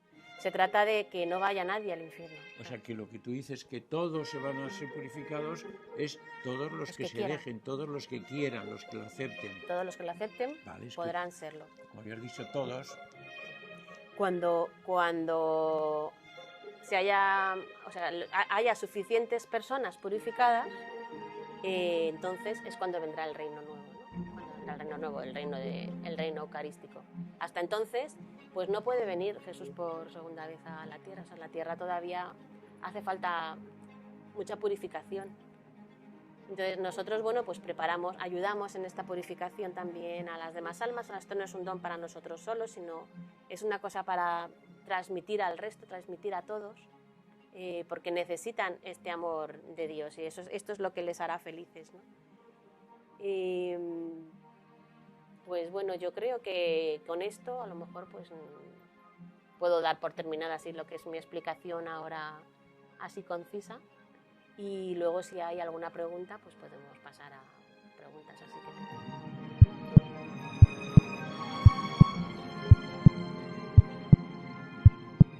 Después de la presentación que hemos hecho, después de lo que tú has hablado, es bueno que veamos un poquito lo que los presentes han preguntado. Hemos pedido por escrito algunas preguntas, ya que hay unas cuantas preguntas, de tal manera que puede ser interesante responder porque son cosas concretas que se ve que pueden interesar a la gente. La primera que pesco, sí, hay una persona que como que protesta del título de verdadera devoción. La verdadera devoción al corazón de Jesús. Y a lo largo de los 3 libros lo citas, ¿verdad? La verdadera devoción del corazón de Jesús. Bien, y viene a preguntar, ¿es que hasta ahora la devoción al corazón de Jesús no ha sido verdadera, ha sido falsa? Bien, sí, es cierto. A mí confieso que me molestó, no me gustó cuando a ti te dijo el Señor que ese iba a ser el título. Te confieso que no me gustó, precisamente por esa razón. Digo, bueno, ¿cómo verdadera? ¿Lo que ha habido hasta ahora no es verdadero? Claro, después, pensándolo mejor y leyendo y releyendo los libros, veo que lo que quiere decir es que la devoción del corazón de Jesús, tal como ha sido explicada por la Iglesia a lo largo de los siglos, es correctísima. Por ejemplo, ya hemos dicho, las revelaciones del Señor a Santa Gertrudis, las 2 Santa Matilde, Santa Luzgarda, etc., Santa Margarita María de Alacoque, religiosa salesa, ese es un punto importantísimo, eso es correctísimo. Y no digamos lo que han hablado los papas, concretamente el Papa Pío XII, la encíclica Aurietis Aquas, fenomenal, sobre el corazón de Jesús. Entonces, ¿no es verdadera? Sí, eso es correctísimo. Verdadera devoción, entonces lo que yo entiendo que quiere decir es hay que revitalizar, dar fuerza y no quedarse. A mí me encanta de Santa Margarita, una hora santa los primeros viernes, evidentemente que sí, pero hay personas que se quedan en eso. El primer viernes de cada mes oyen misa, comulgan y el resto del mes me olvido, pero me acuerdo en el ratito de la comunión, el resto del día tampoco. Entonces, entiendo el título. Esto es lo verdadero, no lo que mucha gente está viviendo. Por otra parte, San Luis María Griñón de Montfort escribe el Tratado de la verdadera devoción a la Santísima Virgen. Y nadie protesta. Bueno, es que pasa que hasta entonces no se había amado a la Virgen. Hombre, todo el mundo entiende. Vamos al núcleo, que es la devoción a la Virgen. Siguiente pregunta de las que han hecho. ¿Cómo ves tú a Jesús y a la Virgen? Como antes he explicado, es un don que convive conmigo con tanta naturalidad que no me parece que sea algo extraordinario, a no ser que lo compare pues con las vivencias que tienen otras personas, ¿no? O por los frutos, cuando veo pues los libros que han salido o las conversiones de la gente al leer los libros, ¿no? Pero tiene muchísimos matices, entonces no se puede decir que lo vea o lo oiga solamente de una manera, porque es muy rico también en mí, trabaja de diferentes formas, ¿no? A veces son tantas experiencias místicas que vividas, yo digo que es como en miniatura, es como si tuviera muchas experiencias místicas pequeñas. Porque claro, si cogemos todas estas experiencias místicas... Que no es que te quedes en éxtasis, claro, y te eleves 2 metros. Eso es. Si se porque viven... si se te pasa de repente... me caigo.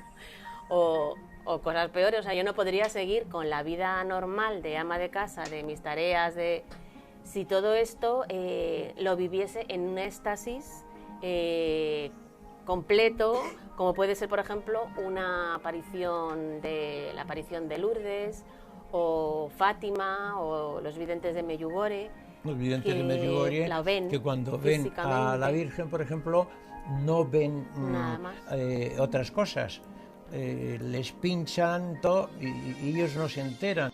Lo tuyo no es así. No es un éxtasis, no la estoy viendo físicamente o no les estoy viendo físicamente, sino que es como si ellos se metieran dentro, como si estuvieran dentro de mí hablándome, o a veces ellos me introducen también en su corazón.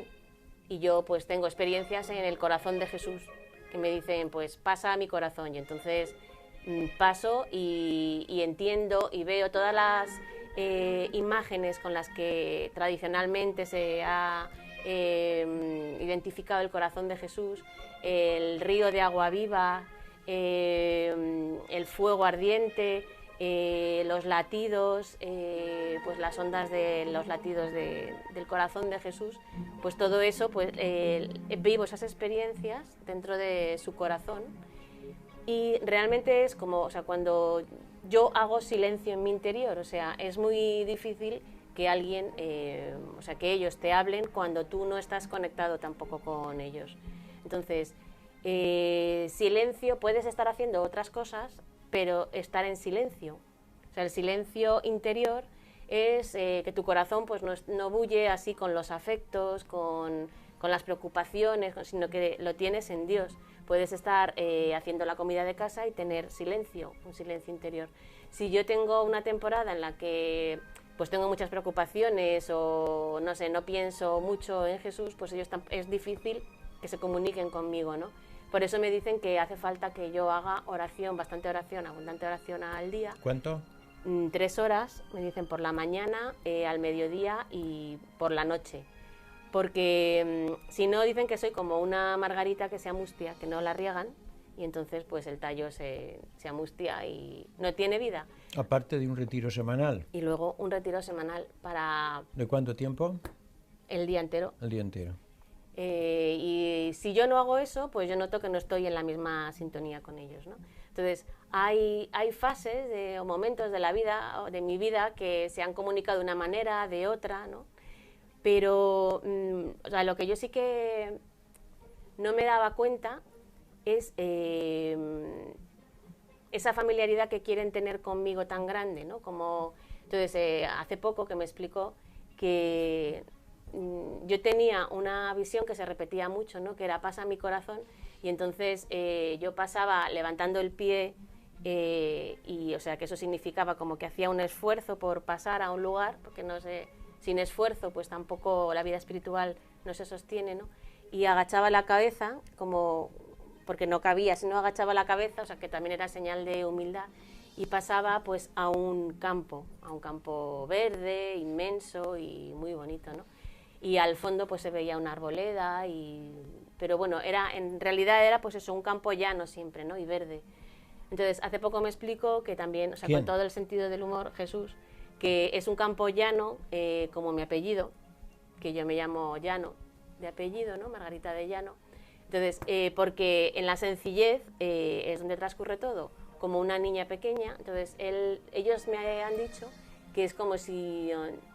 Yo normalmente soy una niña pequeña que paseo con ellos de la mano hablándoles, o paseo de la mano de Jesús, o de la mano de la Virgen, o de la mano de los dos, y les hablo y con naturalidad, con la naturalidad que hablo a todos, ¿no? Con la ¿Quién habla más, tú a ellos o ellos a ti? Y luego dicen que me dejan hablar mucho porque yo tiendo a hablar mucho y... Y entonces como que el padre da fe y entonces a Jesús pues dice que ellos entienden que me han elegido así, porque imagínense si no me gustase hablar, ¿qué hacía yo? Pues hablando así, dando estas charlas, ¿no? Pues también eligen con diferentes cualidades a las personas para las diferentes cosas que quieran hacer. Por ejemplo, también me han dicho todo esto porque me lo dicen, porque yo tampoco me pongo a examinar, ahí, a escudriñar el don, ¿no? Pues que cuando yo, o sea, apunto, me puedo pasar mucho tiempo apuntando, ¿no? Y que tampoco es que apunte que me dan unas fuerzas sobrehumanas para apuntar, sino que son mis fuerzas normales, ¿no? O sea que tú terminas cansada. Que termino... De tanto escribir. Sí, entonces... pero dice que tengo fuerzas para escribir, luego tengo fuerzas para pasarlo al ordenador, tengo fuerzas para hacer los libros y para ir a conferencias y para... Entonces dice... Y para hacer la comida y hacer la cama y limpiar la casa. Claro. ¿Tiene sentido del humor? Sí, sí, sí, tiene mucho sentido. ¿Te toma el pelo alguna vez? Sí. O sea, dice, por ejemplo, o sea, sí que dice bromas, me bromea conmigo, ¿no? Y yo también bromeo con él. Y dice, por ejemplo, decía, voy a decirte siempre lo que tienes que decir, lo que vas a tener que decir en los sitios, tú no temas. Dice, bueno, también te diré, también haré pues que calles cuando tengas que callar. Entonces sonríe y me dice, eso será mayor milagro, ¿verdad? ¿Ves con los ojos?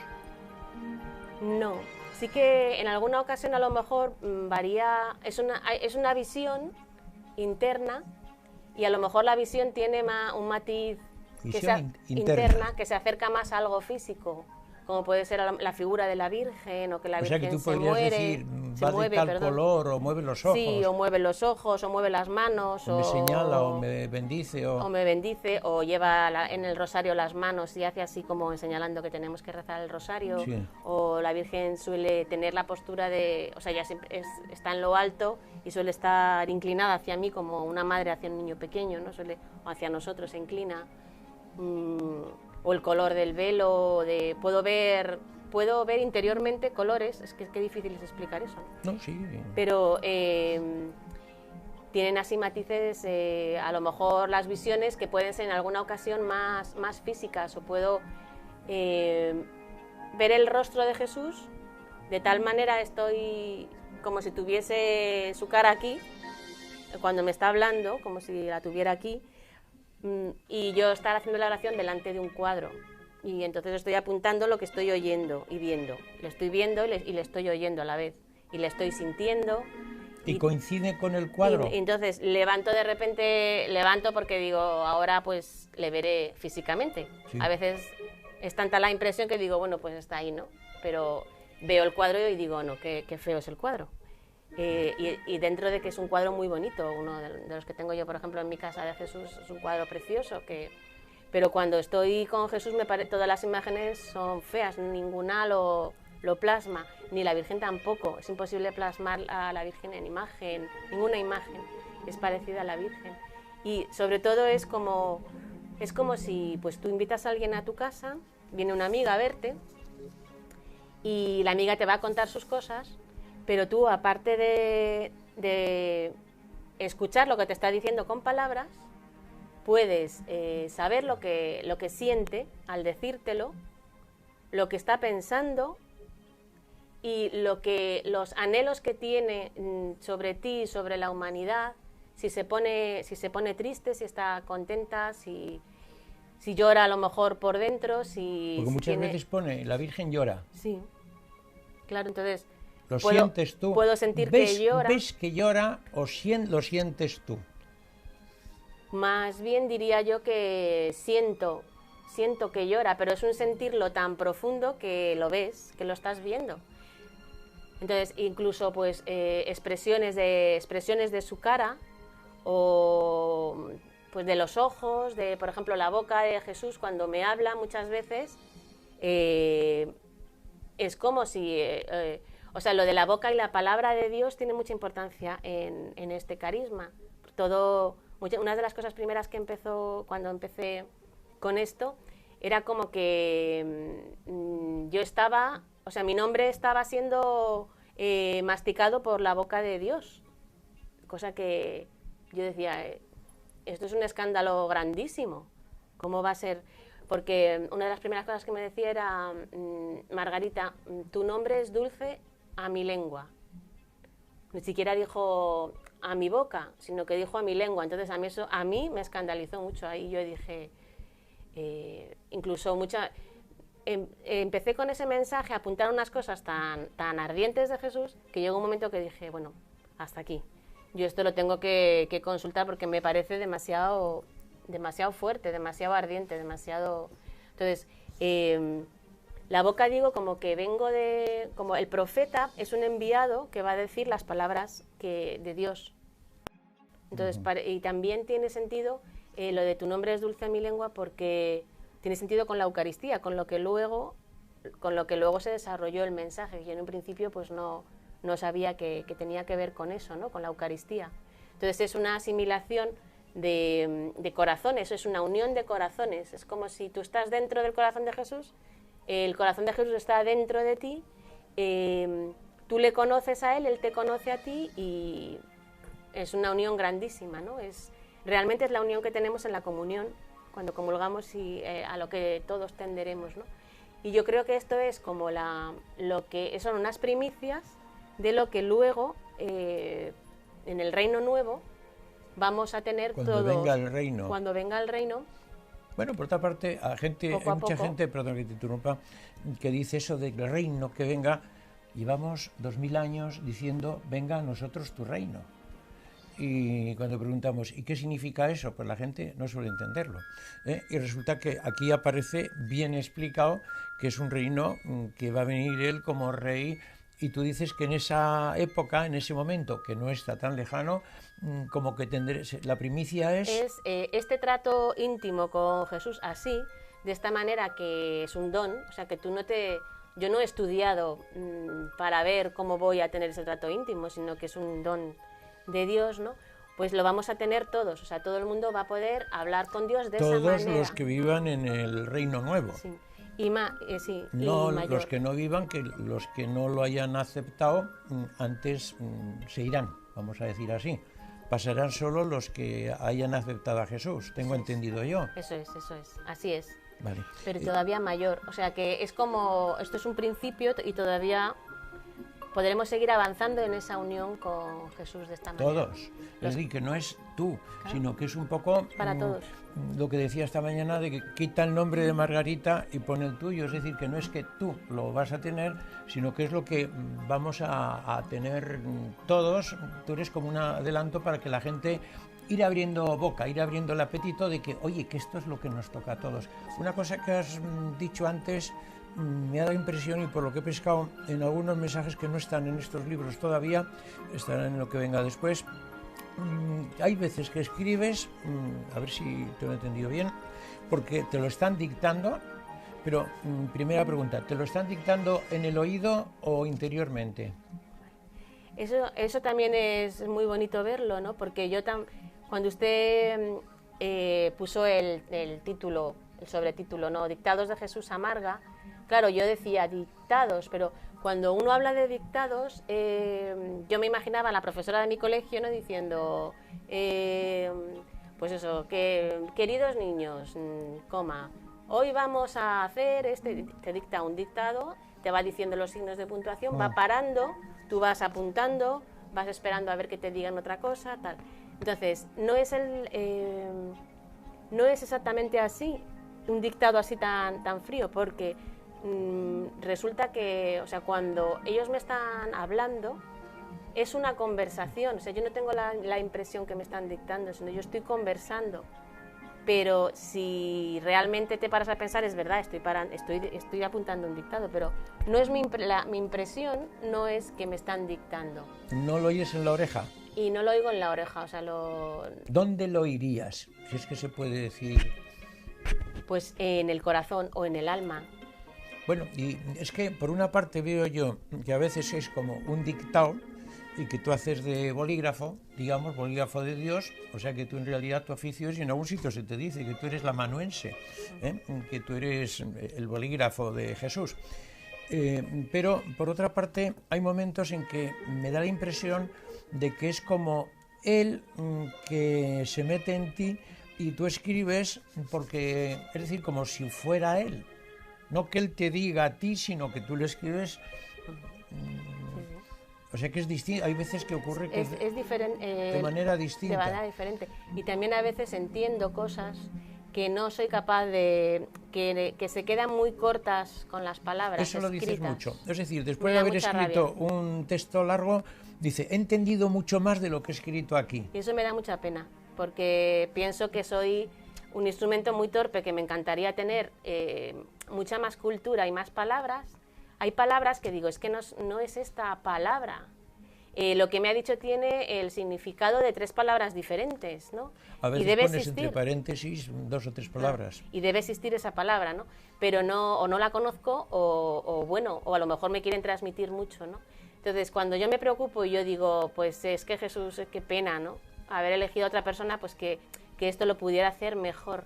Pues él dice que es el Espíritu Santo, o sea, que yo no me preocupe por eso, porque aun las mayores palabras más bonitas del mundo no podrían plasmar el amor de Dios en una palabra humana.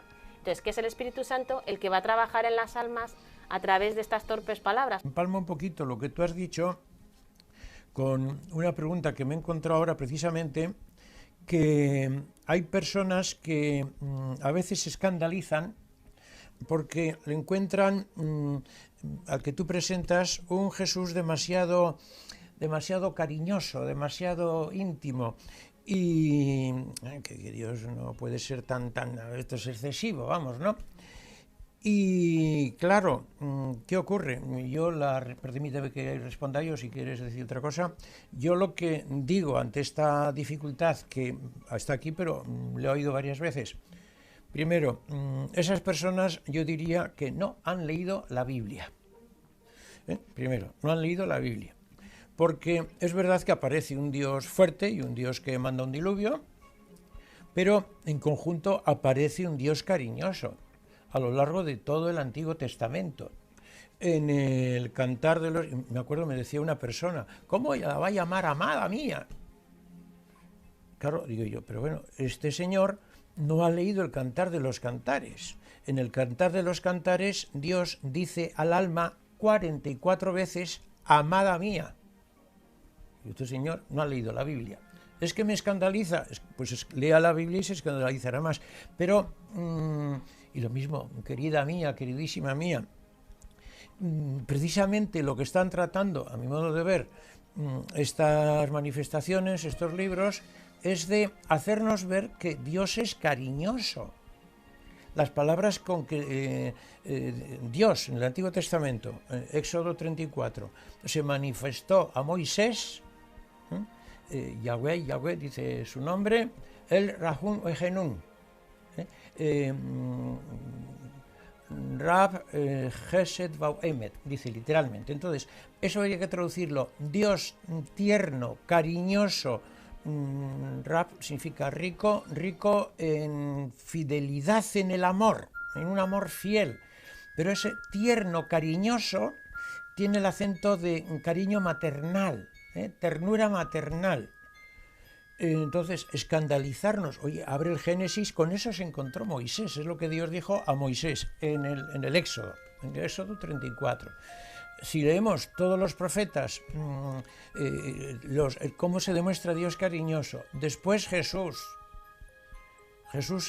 que aparece cuando en varias ocasiones utiliza el verbo esplagnitzomai, que es una traducción del hebreo, habría que traducir, se suele traducir, se conmovió ante el hijo único de Naín, la viuda de Naín, que iban a enterrar, la muerte de Lázaro, ante la muchedumbre hambrienta, dice esplagnitzomai en griego. Y esa palabra que utiliza, esplagnitzomai, significa literalmente se conmueven mis entrañas maternales. O sea, es un cariño maternal el de Jesús, ¿no? Entonces, si resulta que alguien se escandaliza de que Dios nos ame con un cariño impresionante, pues es que tiene un corazón muy pequeño, muy raquítico y no ha leído la Biblia. ¿Estás de acuerdo con eso? Que no ha conocido el amor de Dios. Y a lo que vienen estos libros es precisamente a conocer el amor de Dios, a que conozcamos cómo es y que no le veamos un Dios alejado allí, oh Dios, que eternamente no sé qué, que todo eso es verdad, sino ese Dios se hace hombre, se mete en mí, me ama. Y lo que se trata es descubrir ese amor íntimo y cariñoso. Es que si le viéramos a Dios con esa cercanía, cómo nos quiere, cómo se emociona con nosotros, que pensamos que es un Dios insensible, como el de algunas estatuas, y además muy feo, como el de algunas estatuas que se presenta. A mí el románico me gusta mucho, pero esas estatuas del Jesús románico, generalmente el Pantocrator que presentan muchas veces, pues es un Jesús muy que es muy bonito artísticamente, me gusta para sacarme una foto. Ahora, para tratar con él, no. Para tratar con él me gusta el Jesús del Evangelio y el Jesús que aparece ahí, que es un Jesús tierno, cariñoso, que le tienes dentro. Sencillo. Jesús, exactamente. Sencillo. Es como un niño, con la inocencia de un niño, pero siendo adulto. O sea, es una preciosidad como es el corazón de Jesús, ¿no? Como además ese Jesús que es Dios encima quiere ser tu esposo, o sea, te ama como un esposo fiel. Entonces tiene ese amor, claro, y está deseando unirse a ti como está deseando el novio a la novia en la noche de bodas. En ese deseo está solo Dios. Solo, no, claro, mucho más. Por eso. Porque eso es una comparación que a lo mejor... Te lo digo porque lo pone ahí. Sí, mucho más que el novio a la novia, ese deseo que tiene el novio a la novia, eso no es nada comparado con el deseo que te has quedado tú escandalizada muchas veces y me has escrito, padre, esto lo tenemos que quitar, porque esto parece casi hasta indecente, poner estas comparaciones. Y yo te decía, no, tú manténlo como lo has oído.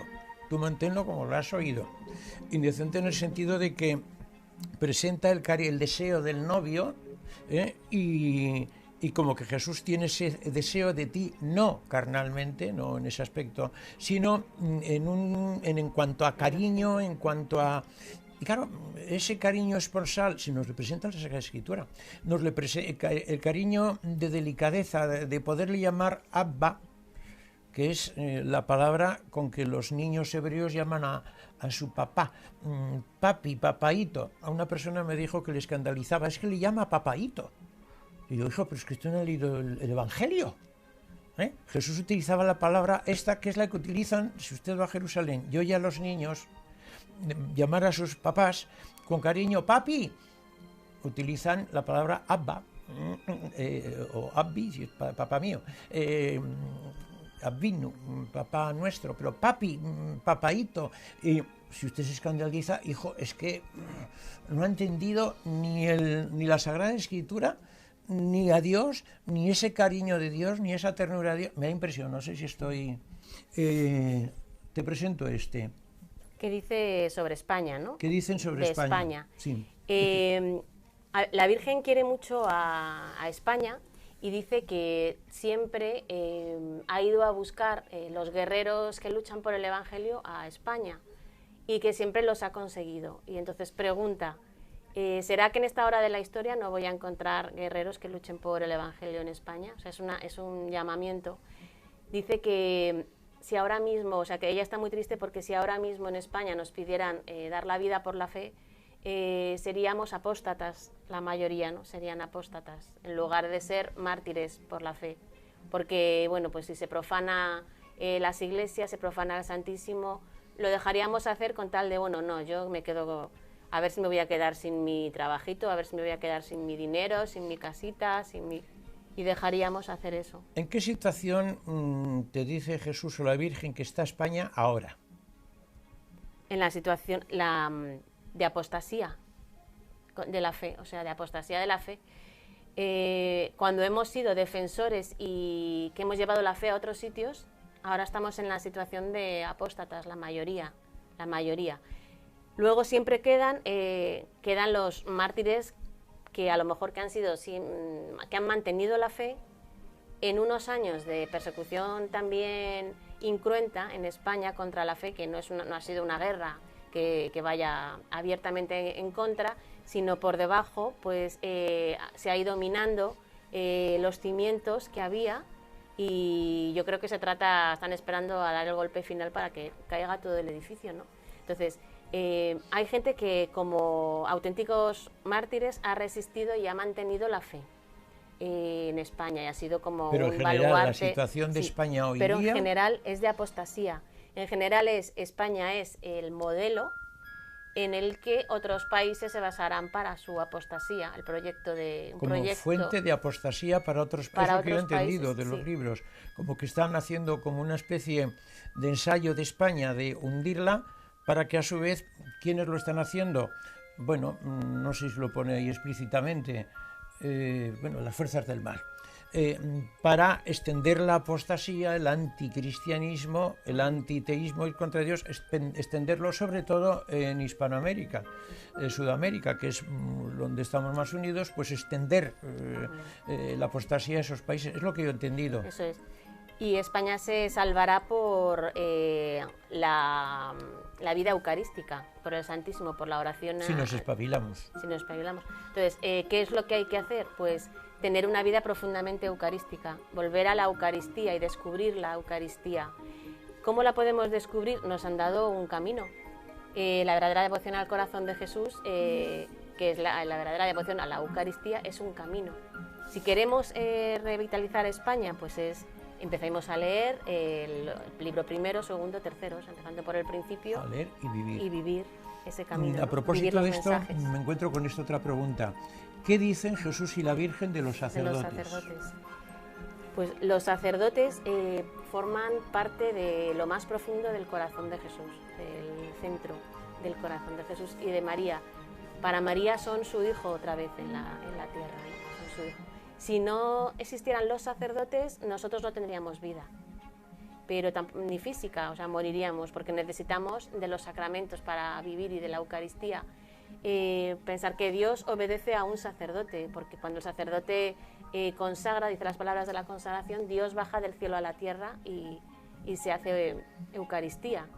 Si nosotros dicen, si tenéis que elegir entre la vida de un sacerdote y la vuestra, pues desde luego que os podéis dejaros matar antes de que un sacerdote le maten, porque si le matan con que quede un sacerdote en el mundo, solo uno, Jesús seguiría viniendo a la tierra. Si no, no habría Eucaristía. Si no, no habría Eucaristía, y moriríamos. Si no habría sacramentos tampoco, no tendríamos la vida de la fe ni las fuerzas.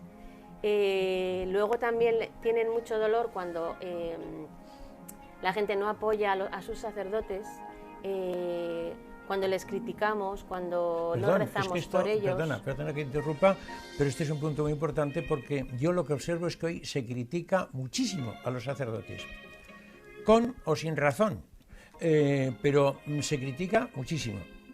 Y apoyo por parte de la gente, muchos sacerdotes no tienen sino la zancadilla. Esto es lo que yo estoy viendo, muchos sacerdotes que están trabajando en una parroquia, no sé dónde, en un pueblo, y únicamente críticas.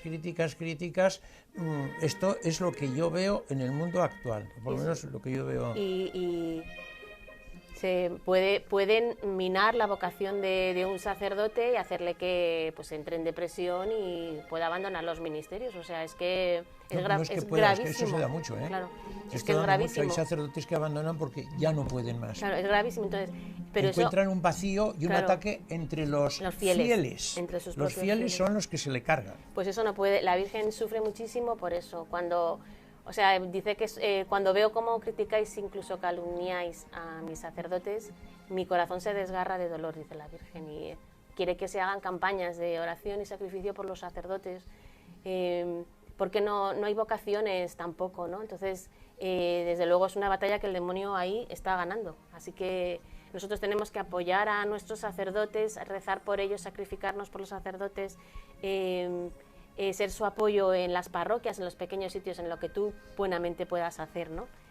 Y después pensar que ellos pues están en medio, decía a veces, una vez vi como que había una piscina muy grande y la piscina había tenido mucha porquería. La piscina era una piscina de porquería, o sea, no era una piscina de agua. Entonces, había un sacerdote dentro limpiándola y ya pues estaba casi limpia, ¿no? Pero se veía que había sido una piscina de porquería. Entonces, cuando yo estaba viendo eso, estaba oyendo las absoluciones de un sacerdote que estaba confesando. Yo estaba en una iglesia y oía una absolución, luego otra, o sea, estaba confesando, ¿no? Entonces decía que pensar que un sacerdote está en medio de la ciénaga limpiándola y pues sobre él pues pesan también, o sea, él es otro Cristo que lleva los pecados de los hombres, ¿no? Con su vida. Entonces tenemos que apoyarles, ¿no? Y desde luego pues no tirarles piedras. Se podría hablar mucho más de todo esto, has respondido brevemente, pero es que no hay tiempo. Aquí alguien me habla sobre las profecías. En los libros hay profecías. efectivamente. ¿Quién es profeta? La palabra profeta viene de griego, pro-femí. Pro significa en lugar del, en lugar de. Por ejemplo, procónsul, en lugar del cónsul. Pronombre, en lugar del nombre. En griego también, pro-femí. Femí significa decir, hablar. O sea, el que habla en lugar de. Profeta literalmente no es el que anuncia cosas futuras, sino originariamente es el que habla en nombre de otro. Por consiguiente, a nivel religioso, la palabra profeta es el que habla en nombre de Dios. A ti se te dice en estos libros y en otros apuntes que tienes, que no están publicados todavía, que tú eres como boca de Dios, que tú eres profeta. Se te llama muchas veces profeta en el sentido de que hablas de parte de Dios. Bien, pues lo mismo que se decía de Isaías, Jeremías, tú eres mi profeta y algunos te escucharán y otros no te escucharán y eran perseguidos, pues lo mismo se viene a decir de ti. Una característica de algunos profetas, no de todos, es la de anunciar eventos futuros, lo que llamamos profecías. Hay dos tipos de profecías, por parte de Dios quiero decir. Unas, las profecías que podríamos llamar absolutas, fijas, como es en Génesis 3, después del pecado original, la mujer pisará la cabeza de la serpiente, o sea, triunfará la mujer, la Virgen, que se completa en Apocalipsis 12, la Virgen vencedora, etc. Bien, esa es absoluta, o sea, vendrá la redención por la Virgen, como es el texto famoso de Isaías 7:14. Una virgen engendrará, o sea, engendrará siendo virgen, y dará a luz siendo virgen. Anuncia Isaías la encarnación, digamos, como será engendrado en ella virginalmente y dará a luz virginalmente María. San Mateo lo cita en el Evangelio. Así se cumplió aquella profecía absoluta. Hay otras profecías, generalmente casi todas, que son condicionales, como Jonás, cuando va a Nínive. Dentro de 40 días Nínive será destruida. Pero hicieron penitencia y no fue destruida. Seguro que alguno le dijo a Jonás, tú eres un falso profeta porque Nínive no ha sido destruida.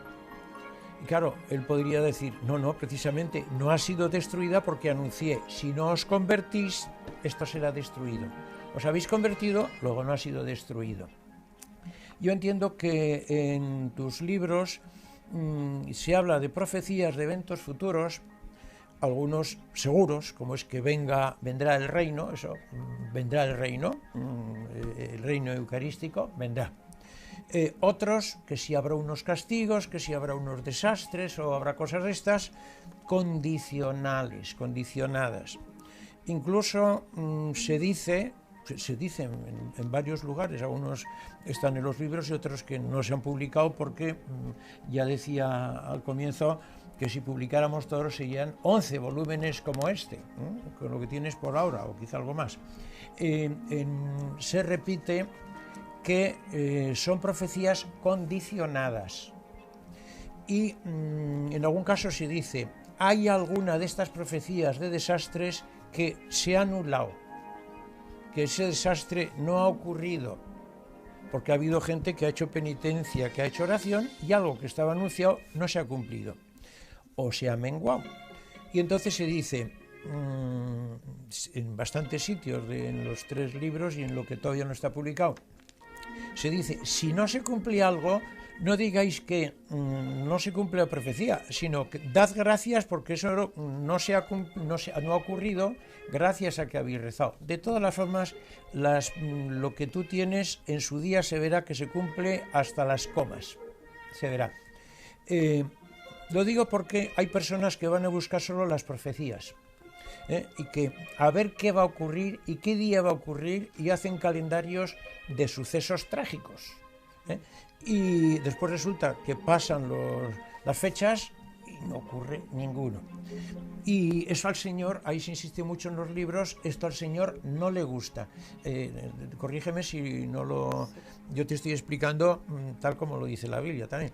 Al Señor lo que le gusta es que cojamos los libros no a buscar profecías, a buscar eventos tristes, para decir, os va a ocurrir esto.